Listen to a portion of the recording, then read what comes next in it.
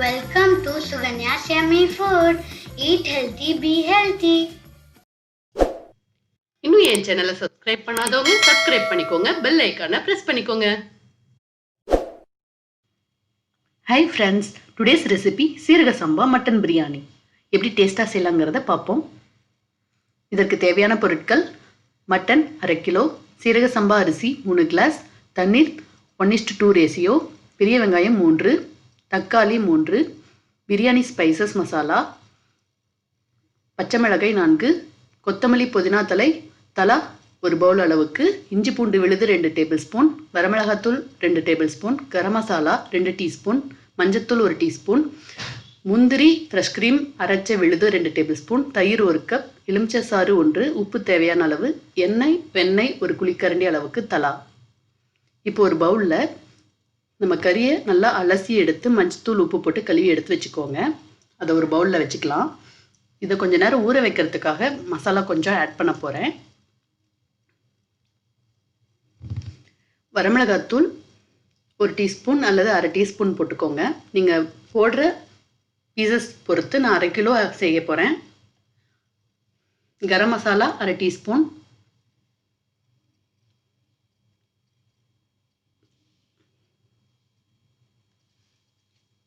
எல்லாத்தையும் போட்டு நல்லா மிக்ஸ் பண்ணிக்கோங்க. மஞ்சத்தூள் 1/2 டீஸ்பூன் ஆட் பண்ணிக்கலாம். உப்பு கொஞ்சமாக இதில் ஆட் பண்ணிக்கோங்க. இந்த கறி பீஸ்க்கு மட்டும் கோட் ஆகிற மாதிரி இருந்தால் போதும். அதையும் போட்டு நல்லா பிசைஞ்சிக்கலாம். 1 டேபிள் ஸ்பூன் அளவுக்கு தயிர் ஆட் பண்ணிக்கலாம், கெட்டியான தயிர்.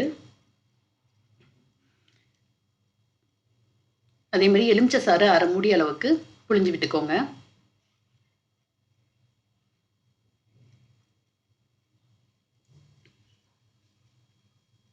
நல்லா மிக்ஸ் பண்ணிக்கோங்க.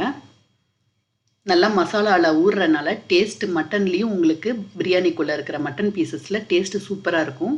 அதுக்காக தான் ஒரு 1/2 மணி நேரம் ஊறணும் இந்த மசாலில். இது மாதிரி பரட்டி மூடி வச்சுக்கோங்க. இப்போது ப்ரெஷர் பேனில் தான் செய்ய போகிறேன். தேவையான அளவு எண்ணெய் நெய் ஆட் பண்ணிக்கோங்க. நல்லா சூடாகட்டும்.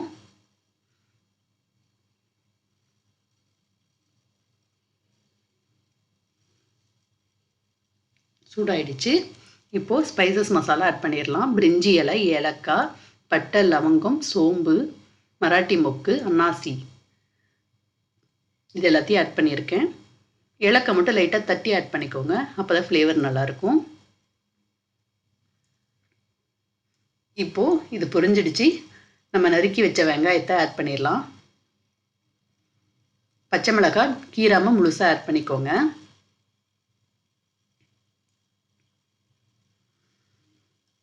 நல்லா இப்போ வதங்கணும். இதே டைமில் புதினா கொத்தமல்லி வாஷ் பண்ணி எடுத்து வச்சுருக்கோம், அதையும் ஆட் பண்ணிக்கலாம்.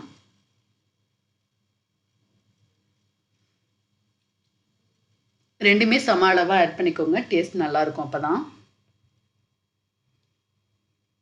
உப்பு தேவையான அளவு ஆட் பண்ணிக்கலாம். இப்போது இது எல்லாத்தையும் நல்லா மிக்ஸ் பண்ணி வதக்கிக்கோங்க.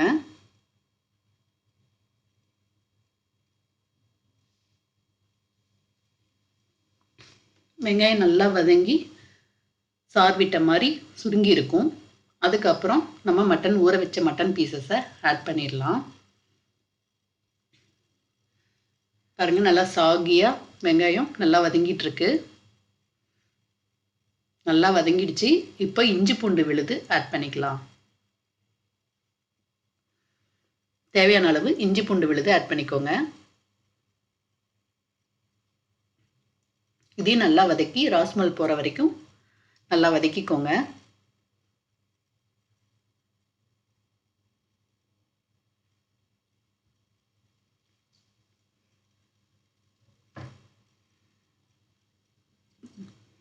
நல்லா வதங்கியிருக்கு. இப்போது ஊற வச்ச மட்டன் பீசஸை ஆட் பண்ணிடலாம்.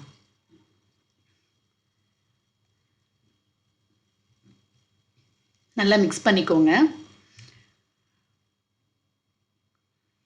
மிக்ஸ் பண்ணி நல்லா வதங்கணும். கொஞ்ச நேரம் கறி நல்லா இதில் வதங்கட்டும். ஒரு 10 நிமிஷமாவது இதில் வதங்கட்டும். சிம்மில் வச்சு நல்லா வதக்கிடுங்க. அதுக்கப்புறம் நம்ம தக்காளி ஆட் பண்ணிக்கலாம். அப்போ தான் உங்களுக்கு கறி நல்லா சாஃப்டாக வேகும். எப்பயுமே மட்டன் பிரியாணிக்கு வாங்கினீங்கன்னா கொழுப்பு எலும்பு கலந்த பீசஸாக வாங்கிக்கோங்க. உங்களுக்கு எந்த மாதிரி ஷேப்பில் வேணுமோ, பெரிய பீசஸாக வேணுமா சின்னதாக வேணுமோ கட் பண்ணிக்கோங்க. பாருங்கள், ஸ்லைஸாக கட் பண்ண தக்காளியை, பழுத்த தக்காளி ஒரு கிளாஸ் அரிசிக்கு ஒரு தக்காளிங்கிற கணக்கு ஆட் பண்ணிக்கோங்க. அப்போ தான் புளிப்பு டேஸ்ட் இல்லாமல் பிரியாணி டேஸ்ட்டாக இருக்கும். இப்போ தக்காளி நல்லா வதங்கணும். வதங்கினதுக்கப்புறம் மசாலா ஆட் பண்ணிடலாம். வரமிளகாத்தூள் காரத்துக்கு தகுந்த மாதிரி ஆட் பண்ணிக்கோங்க.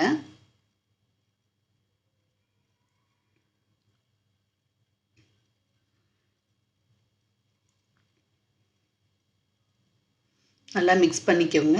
இப்போது கரம் மசாலா ஆட் பண்ணியிருக்கேன். அதையும் நல்லா மிக்ஸ் பண்ணிக்கோங்க.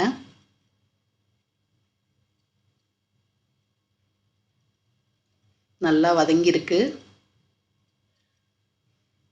பாருங்கள், எண்ணெய் நல்லா மேலே திரண்டு வந்திருக்கு. இப்போது நல்லா கெட்டியான புளிக்காத தயிரை நான் பீட் பண்ணி ஆட் பண்ணிக்கோங்க. எதுக்காகனா நல்லா பிரியாணி அரிசியோட உங்களுக்கு நல்லா பசத்தன்மையோட டேஸ்ட்டாக சுவையாக இருக்கும். இல்லாட்டி சில பிரியாணி பார்த்திங்கன்னா ட்ரையாக இருக்கும். அந்த ட்ரைனஸ் இல்லாமல் இருக்கிறதுக்காக தான் தயிர் ஆட் பண்ணுறோம். இப்போ நல்லா மிக்ஸ் பண்ணிக்கோங்க. முந்திரி, ஃப்ரெஷ் க்ரீம் வேறு ஒன்றும் இல்லை, வீட்டில் எடுத்து வச்ச ஆடையும் முந்திரியும் மிக்சியில் நல்லா அடித்து விட்டு அந்த பேஸ்ட்டை ஆட் பண்ணியிருக்கேன். இது நல்லா ரிச்சி டேஸ்ட் கொடுக்கும். உங்களுக்கு லைட்டாக ஸ்வீட் டேஸ்ட்டும் அதில் கொண்டு வரும். நல்லா மிக்ஸ் பண்ணியாச்சு. இப்போது அரை வேக்காடு கறி வெந்ததுக்கப்புறம் அரிசியை ஆட் பண்ணிடலாம். சீரக சம்பா அரிசி ஃப்ரெண்ட்ஸ் நிறைய பேர் கேட்டிருந்தாங்க, அதில் பிரியாணி செஞ்சு போடுங்க அப்படின்னு. அதனால தான் இன்றைக்கி மட்டன் பிரியாணி அதில் செஞ்சுருக்கேன். இதுக்கு தண்ணி 1:2 ரேஷியோ தான். பாஸ்மதினா தான் 1:1.5. சீரக சம்பாவுக்கு 1:2 ரேஷியோ ஊற்றிக்கோங்க. இப்போது நல்லா மிக்ஸ் பண்ணியாச்சு. மசாலாவோட தண்ணீர் தேவையான அளவு 1:2 ரேஷியோ ஆட் பண்ணியிருக்கேன். இன்றைக்கி 3 டம்ளர் போட்டிருக்கேன். அதுக்கு தேவையான அளவு தண்ணீர் ஆட் பண்ணியிருக்கேன்.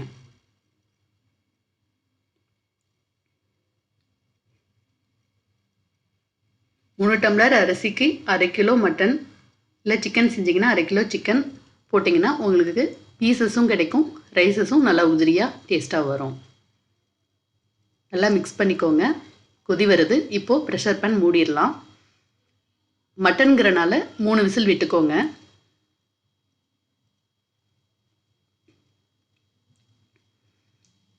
ஸ்டீம் இறங்கினதுக்கப்புறம் காமிக்கிறேன்.